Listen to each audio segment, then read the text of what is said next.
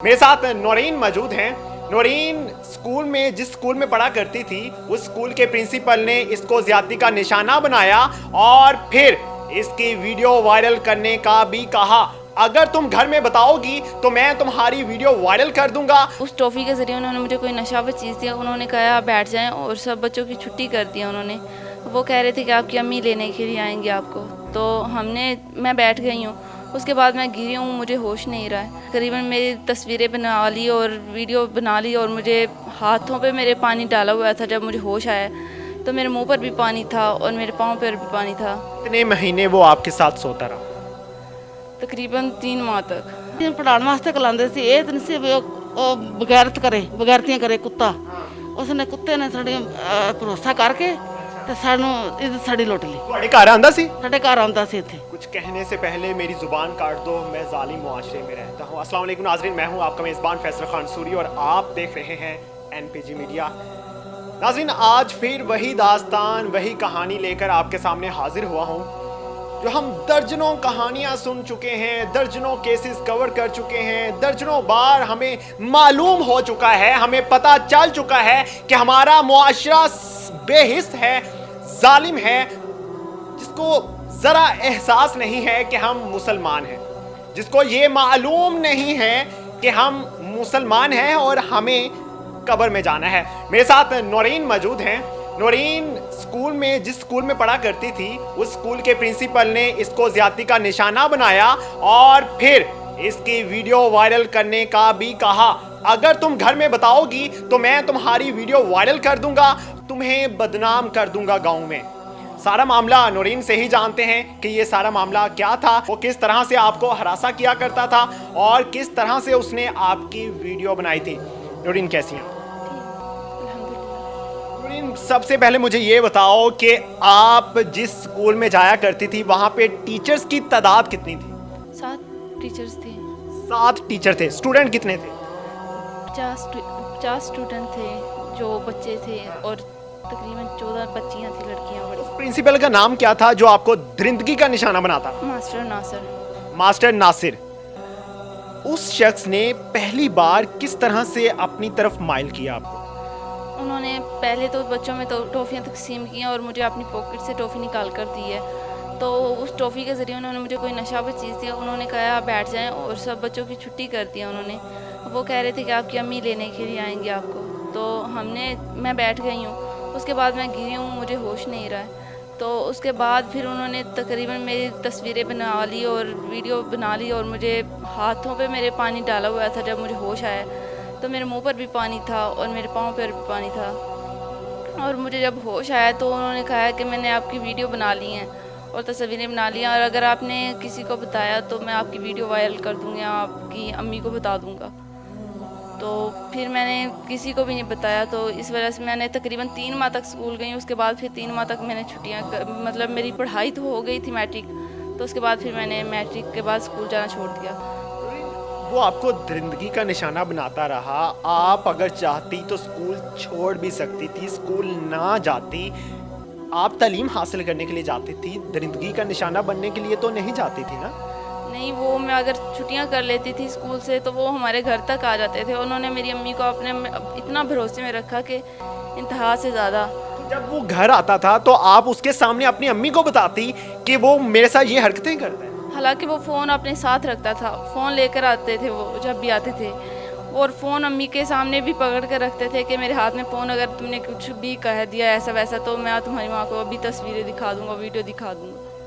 कितने महीने वो आपके साथ सोता रहा? तकरीबन 3 माह तक। और उसके बाद मैंने स्कूल छोड़ दिया। तकरीबन मैं जाती थी, काफ़ी देर जाती थी, काफ़ी देर नहीं जाती थी। 3 माह तक ये सब कुछ होता रहा।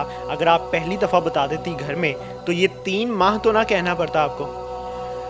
तब बस इंसान अपनी इज़्ज़त से तो डरता है कि मेरी आपकी इज्जत बच गई है। वो तो इंसान को होता ही है कि जब पहले तो चुप था वो, तो इसी वजह से मैं भी चुप थी कि शायद अब वो ना बताए। तो अब जब उसने बता दिया तो फिर मुझे भी बताना पड़ा। किस अपने तरह से बताया उसने? उसने तकरीबन 3 माह तक जब मैं नहीं गई स्कूल तो उन्होंने वीडियो वायरल कर दी।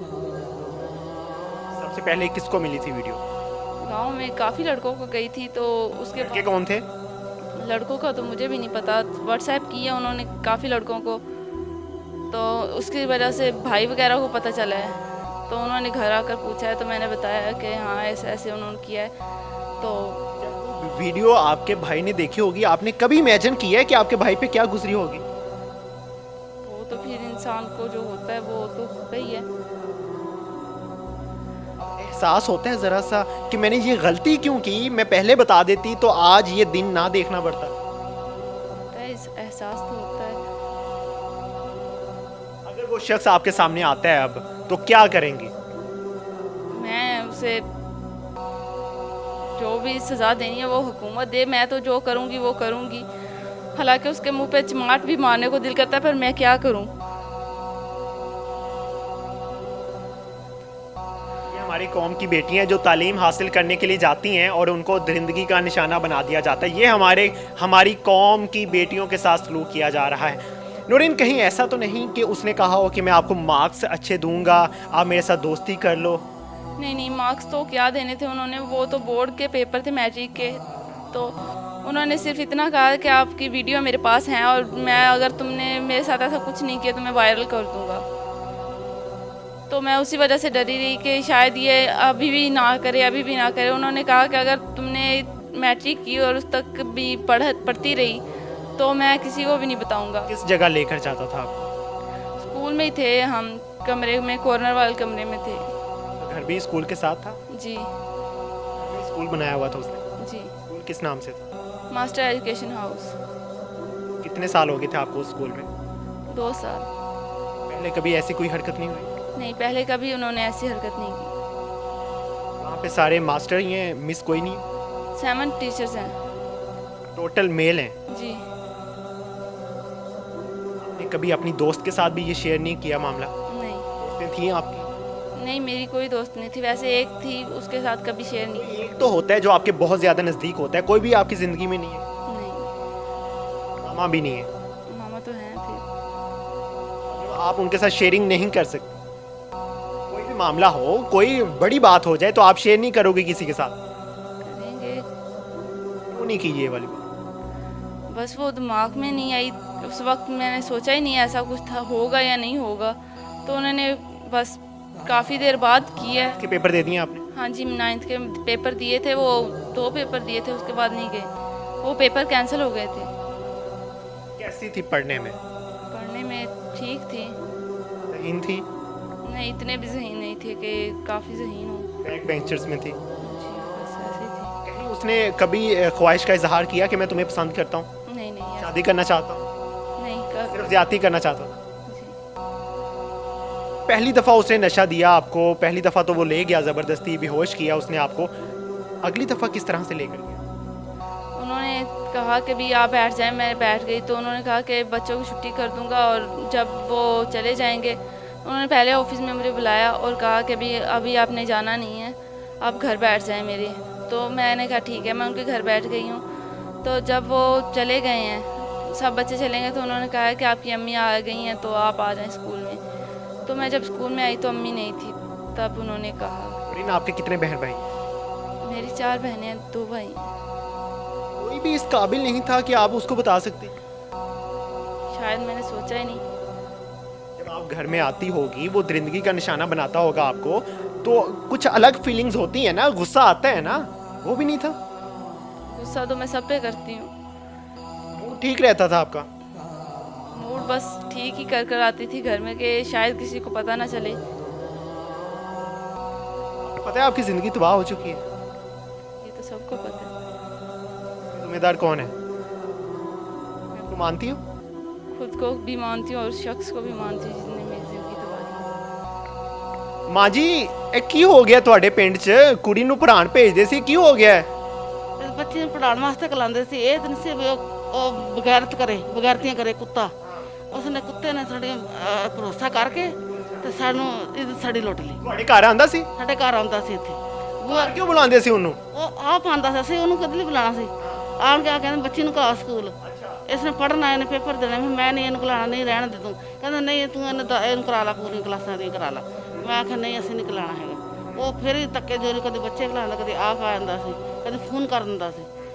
ਸਾਨੂੰ ਫਿਰ ਮਜ਼ਦੂਰੀ ਮੈਂ ਕਿਹਾ ਚਲ ਬੱਚਾ ਇਹ ਪੜਾਉਂਦਾ ਚਲ ਅੱਛਾ ਮਾਸਟਰ ਆ ਚਲ ਪੜ੍ਹ ਜਾਏਗੀ ਬੱਚੀ ਤਾਂ ਮੈਨੂੰ ਕੀ ਵੈਸੇ ਵਿੱਚੋਂ ਇਹਦਾ ਕੀ ਕਰਨਾ ਇਹਨੇ ਇਹਨੇ ਤਾਂ ਦਿਮਾਗ ਸੀ ਇਹਦਾ ਦਿਮਾਗ ਸੀ ਵੀ ਇਹਨੇ ਇਹ ਠੀਕ ਆ ਇਹ ਨਹੀਂ ਸੀ ਨਾ ਪਤਾ ਨਹੀਂ ਵਿੱਚੋਂ ਇਹ ਦਰਿੰਦੇ ਨੇ ਕੀ ਕਰਨਾ ਕੁੱਤੇ ਨੇ ਕੀ ਚਾਹੁੰਦੇ ਹੋ ਕਿਉਂ ਹੋਣਾ ਚਾਹੀਦਾ ਉਹਦੇ ਨਾਲ ਮੈਂ ਚਾਹੁੰਦੀ ਹਾਂ ਵਜ਼ੀਰਾ ਆਲਾ ਨੂੰ ਵੀ ਮੇਰਾ ਨਾ ਇਨਸਾਫ ਕਰੇ ਮੇਰਾ ਇਨਸਾਫ ਕਰੇ ਮੈਨੂੰ ਇਹ ਜਿਸ ਤਰ੍ਹਾਂ ਇਹਨੇ ਸਾਨੂੰ ਜਲੀਲ ਕੀਤਾ ਨਾ ਇਸ ਫਾਂਸੀ ਲੱਗਣ ਦੀ ਇਹਨੂੰ ਕੜੀ ਤੋਂ ਕੜੀ ਫਾਂਸੀ ਲੱਗ ਜਾਵੇ ਇਹਦਾ ਸਕੂਲ ਬੰਦ ਹੋ ਜਾਵੇ ਸਕੂਲ ਇਹ ਚੱਲਦਾ ਇਹਦਾ ਸਕੂਲ ਵੀ ਬੰਦ ਨਹੀਂ ਹੋਇਆ ਹਾਲੇ ਇਹ ਤੱਕ ਸਕੂਲ ਕੋਈ ਨਹੀਂ ਬੰਦ ਹੋਇਆ ਜੀ ਸਕੂਲ ਚੱਲਦਾ ਪਿਆ ਹੈ ਚੱਲਦਾ ਪਿਆ ਸਕੂਲ ਹਾਂ ਸਕੂਲ ਚੱਲਦਾ ਮੁਲਜ਼ਮ ਕਿੱਥੇ ਹੈਗਾ ਉਹ ਮੁਰਦਮ ਲਾਹੌਰ और जेल ਚ ਹੈਗਾ ਹਾਂਜੀ ਜੇਲ੍ਹ 'ਚ मुझे ये बताओ कि कभी उसने मोबाइल पे वो वीडियो दिखाई जो बनाता था वो जी उन्होंने सिर्फ मुझे तस्वीरें दिखाई थी और वो कह रहे थे मेरे पास ऐसी वीडियो भी है। क्यों नहीं दिखाता था ये वीडियो आपने कहा उसे मैंने तो नहीं कहा, मैंने कहा अगर तस्वीरें इसके पास ऐसी हैं तो वीडियो कैसी होगी, मैंने कभी नहीं देखी। शोर शराबा नहीं किया आपने शोर शराबा मैं कैसे करती, वो थे ही अकेले उस जब पहली दफ़ा उसने नशे के बाद आपकी वीडियो बनाई तब उसने वीडियो दिखाई थी आपको ने वीडियो नहीं दिखाई, पिके दिखाई थी पिक्चर दिखाई थी जी। उस पिक्चर में क्या था उस पिक्चर में तो काफ़ी हद तक गंदी तस्वीरें थी। बहुत तल्ख रवैया अख्तियार करने का मकसद ये था कि हम अपनी बेटियों को ये सिखाते ही नहीं हैं कि आपने बेटा वहाँ पे पढ़ने के लिए जाना है, ना कि आपने दरिंदगी का निशाना बनकर हमें जलील करवाना है। पहले तो बेटी को हम कत्ल कर दिया करते थे कि भाई नकाब करके नहीं जाती ये बाहर, पता नहीं तवाइफ बनने जा रही है। अब ये वक्त आ चुका है कि आपके बेटे हरामजदगियाँ करते हैं बाहर जाके, आपके बेटे स्कूलों के प्रिंसिपल बन के हरामजदगियाँ करते हैं, वो आपको दिखाई नहीं देता। आपका बेटा क्यों नहीं कत्ल होता आपके हाथों? ये कानून बेटों पे क्यों नहीं लागू होते? आप बेटियों को सिर्फ इस वजह से मार देते हो कि बेटी ने पसंद का इजहार क्यों कर दिया कि वो शादी करना चाहती है पसंद की, लेकिन बेटों को आप इस वजह से नहीं मारते कि बेटे तो हमारी नस्ल को चलाते हैं। इस इंटरव्यू के सख्त लहजे में करने का मकसद ये था कि मैं बताऊं इस कौम को कि जुल्म की इंतहा इस हद तक बढ़ चुकी है कि अगर इस जुल्म को ना रोका गया, ना थामा गया तो ये जुल्म बढ़ता जाएगा, रुकने वाला नहीं है।